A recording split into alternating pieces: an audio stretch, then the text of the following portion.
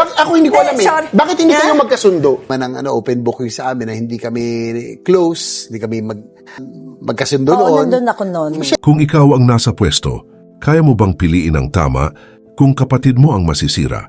Hindi lahat may tapang na piliin ang tama kapag kapamilya ang kalaban.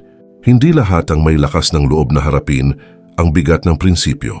Para kay JV Ejercito, iyon ang desisyon na humiwalay sa kanya sa kapatid niyang si Jinggoy Estrada at iyon ang nagbigay sa kanya ng bansag na The Good One. Pareho silang senador, pareho silang anak ng isang dating pangulo, pareho silang isinilang sa anino ng kapangyarihan, ngunit sa mata ng publiko, malinaw ang pagkakaiba ng hatol. Si Jinggoy Estrada, panganay na lalaki sa legal na pamilya, may screen name na Estrada, isang pangalan na sumisigaw ng kasikatan, masa appeal, at tradisyonal na politika. Si JV Ejercito, half-brother ni Jinggoy, lumaki sa piling ng kanyang ina si Gia Gomez, malayo sa sentro ng legal na pamilya Estrada, malayo sa entablado at kamera ng showbiz. Walang pelikula, walang entablado, trabaho at prinsipyo ang puhunan. Hindi nagkataon na Ejercito ang pinili niyang apelyido. Ito ay pahayag, isang linya ng pagkakaiba, isang paraan para bumuo ng sariling pangalan sa politika. Hindi lamang ito simpleng legalidad o pangalan sa balota. Sa loob ng Estrada family, ang Estrada ay screen name, simbolo ng showbiz at political dynasty.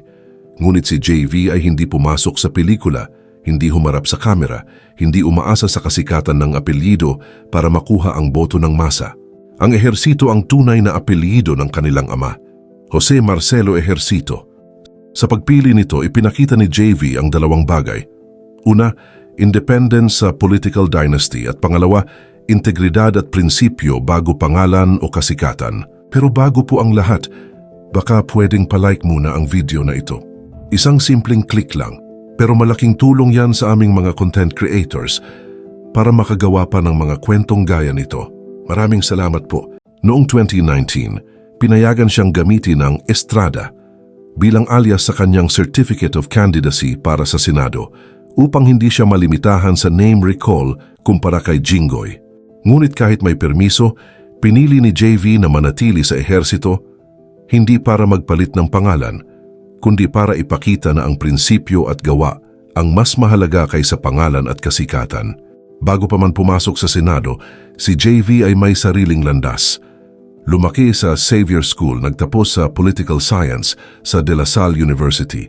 Bago pumasok sa gobyerno, pinili niyang maging leader sa negosyo at civil society, mula sa Junior Chamber International hanggang sa mga kumpanya sa real estate at food service.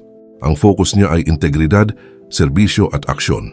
Noong pumasok siya sa politika bilang alkalde ng San Juan, pinangunahan niya ang lungsod sa pagiging highly urbanized city at nanalo ng mga award sa serbisyo publiko. Hindi siya sumakay sa pangalan ng ama. Hindi ginamit ang kasikatan para sa pwesto. Ipinakita niya na ang gawa at prinsipyo ang pinakamahalaga at dumating ang sandali na sinubok ang lahat. Noong sumabog ang pork barrel scam, ang Senado ay nabalot ng galit ng publiko. Kailangan ng hustisya, kailangan ng pananagutan. Isa sa mga lumutang sa ulat ng Blue Ribbon Committee, si Jinggoy Estrada, ang sariling kapatid ni JV. May ulat na kailangang lagdaan. Isa itong pirma, ngunit higit pa sa papel. Isang desisyon na may timbang sa dugo, pamilya at politika. Para sa marami, simpleng ulat lang iyon.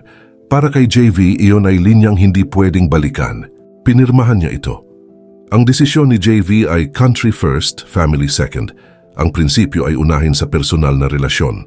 Naging very controversial pa to, lalo nang ako'y pumirma doon sa Blue Ribbon Committee report na hindi niya ikinatuwa. Kaya itong mga panahon na to, masasabi na hindi maganda ang aming relasyon, pero kahapon, nung pinapanood ko yung kanyang pagsuko, nung isinuko siya ng aking mama, na yung scene na yun ang naaalala ko sa ngayon, na talagang nalungkot din ako.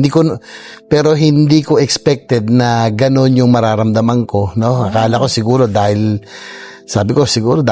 hindi kami magkasundo, sabi ko malulungkot ako pero hindi masyado. Pero nung napanood ko, talagang hindi ko rin akalain. Siguro kahit papaano, kahit na hindi kami magkasundo, nung nakikita ko yun nangyayari, sabi ko, kapatid ko pa rin yan.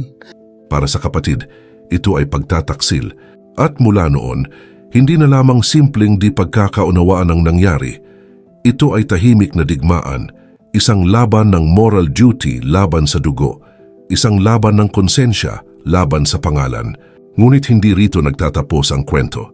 Noong 2019, nagkaroon ng panibagong trahedya. Sabay na tumakbo sa Senado sina JV at Jinggoy. Pareho silang nakabase sa parehong lungsod, parehong pangalan sa politika, parehong legacy. Ngunit sa halip na magtagumpay, hinati nila ang boto ng kanilang supporters. Ang resulta, pareho silang natalo. Hindi oposisyon o kakulangan sa pangalan ang pumatay sa kampanya, kundi sariling dugo. Naapektuhan daw ng pagtakbo ng kanyang kapatid na si Jinggoy Estrada ang kanyang tsansa na manalo. Naniniwala raw siyang kung isa lang ang tumakbo sa kanila, mas malaki ang tsansa na may makapasok sa kanila, lalo pat ginit niya na marami siyang nagawa at wala siyang issue ng corruption. Mas masakit ang sumunod na hakbang. Pinayagan ng kanilang ama, si Joseph Estrada, na tumakbo si Jinggoy kahit re-electionist si JV. Doon lumitaw ang malinaw na mensahe. Sa pamilya may pipili at hindi siya iyon. Dahil dito, umalis si JV sa puwersa ng masang Pilipino. Iniwan ang proteksyon ng political dynasty at ipinakita na kaya niyang bumuo ng sariling landas. Ito sa difficult decision, siyempre hindi ka naman po, mahirap din iwanan yung partido ng iyong ama. And gusto ko lang liwanagin na bagamat meron kami disagreement, siguro minsan pagkakaiba ng pananaw, hindi ko pinuputol yung pagiging ama, yung respeto ko, yung pagmamahal nandyan. Utang ko buhay ko, pagpapalaki sa akin sa kanya. So I'm just doing this move na sa tingin ko I would need another party na dahil nga sabi ko nga sa aking paniniwala na yun po sa aking prinsipyo na sana isa lang ang tumakbo. Ngunit hindi lahat ay nanalo. Si Jinggoy ay patuloy na dinadala ang bigat ng iskandalo. Si JV sa kabila ng lahat ay nakilala sa mga batas at pulisiya na ramdam ng masa. Universal Healthcare, Department of Human Settlements, mga batas na tahimik ngunit may bigat, mga desisyong mas malaki ang epekto kaysa sa ingay ng pangalan. At dito pumapasok ang dahilan kung bakit mas gusto siya ng tao. Malinis ang kanyang imahe, walang major corruption scandal na naitala. Nakatuon siya sa mga batas at proyekto na direktang nararamdaman ng masa. Isa siyang technocrat at policy-driven na senador, hindi nakasalalay sa drama, showbiz o pangalan kundi sa resulta. Mas relatable siya sa modernong botante, aktibo sa social media, nakikilahok sa grassroots activities, bisikleta at motor rides. At higit sa lahat, pinakita niya ang integridad sa moral dilemma. Pinirmahan ang report laban sa sariling kapatid para sa tama, ipinakita na prinsipyo ang mas mahalaga kaysa dugo o pangalan. Ang pamilya ay hindi perpekto. Ang relasyon nila kay Gia Gomez at Joseph Estrada, ang half-brothers dynamic, ang pagkakaiba ng upbringing, edukasyon at oportunidad, lahat ay nagpalala sa hidwaan. Noong panahon ng COVID-19, nagkaroon ng tensyon sa kung sino ang magiging spokesperson ng pamilya. Isang simpleng desisyon na lumaki sa kontrobersya at muling nagpapakita ng distansya nila.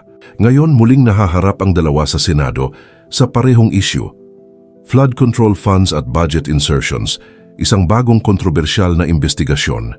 Muling sinusubok ang desisyon ng dugo at prinsipyo. Sa bawat boto sa Senado, bawat legislative action, bawat pahayag sa media, naroon ang banggaan ng moral duty at personal na loyalty.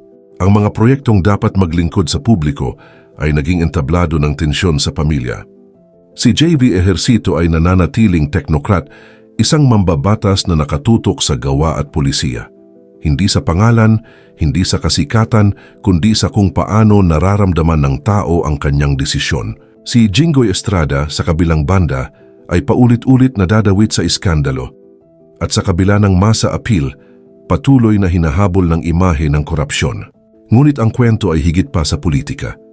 Ito ay kwento ng pamilya, ng apelyido, ng legacy at ng moral dilemma na kaunti lang ang makakaya kung saan ang tama ay may kapalit at ang kapalit ay sariling pamilya. Kung titingnan sa mata ng masa, si JV Ejercito ang mas mabait, mas mahinahon, mas maayos, mas nakatutok sa serbisyo kaysa sa pangalan. Sa huli, hindi pangalan ang humuhusga sa iyo. Hindi koneksyon o kasikatan, ang desisyon tulad ng ginawa ni JV ay nagsusukat ng prinsipyo, dugo at konsensya. Kung ikaw ang nasa pwesto, kaya mo bang piliin ang tama kung kapatid mo ang masisira